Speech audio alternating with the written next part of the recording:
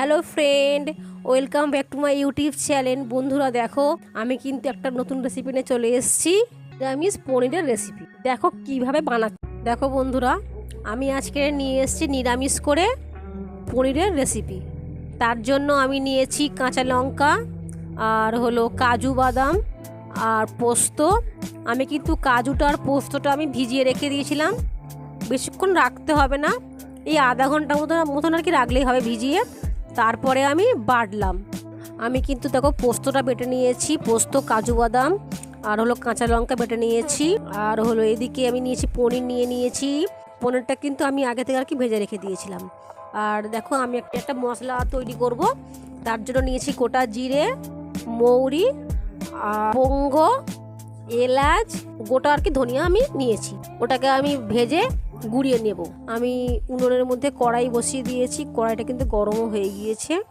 তার মধ্যে আমি দিলাম সাদা তেল দিয়েছি, তারপরে ফোড়নে দিয়েছি গরম মশলার মধ্যে দিয়েছি আমি দারচিনি আর হলো এলাচ।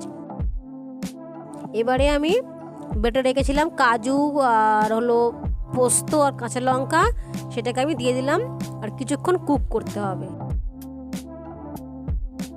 আমি যে একটু জল দিলাম সেটা হলো এই যে একটা পেস্ট বানিয়েছি, যেটা কাজুর একটা যে পেস্ট, তার আমি শিল ধোয়া জলটা আমি দিলাম। এটা দিলে কিন্তু খুব সুন্দর টেস্ট হয়। দইটা আমি নিয়ে নিয়েছি, কিন্তু নর্মাল টেম্পারেচারে দই আমি নিয়ে নিয়েছি। আর এটা 4 চামচ দই আছে। দইটাকে আমি একটু ফেটিয়ে নিয়ে দিয়ে দিলাম।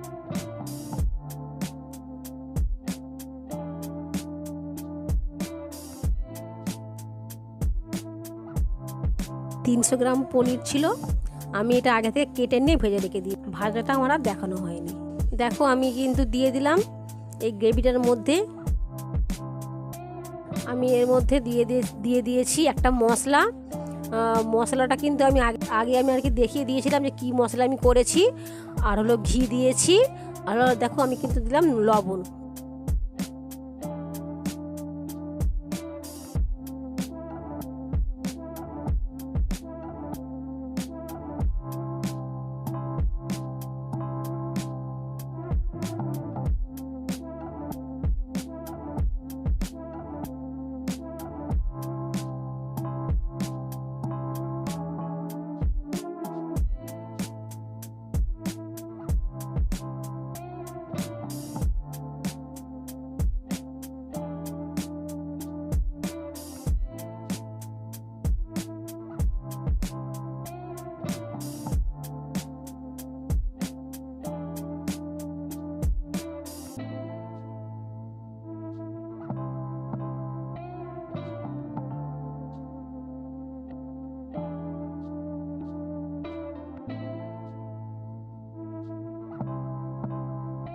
রান্নাটা কিন্তু আমার প্রায় হয়ে এসছে।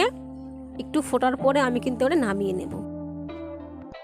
আমার এই ভিডিওটাই তোমরা লাইক, কমেন্ট, শেয়ার করে দিও। আমার পাশে থেকো, সাবস্ক্রাইব করে দিও।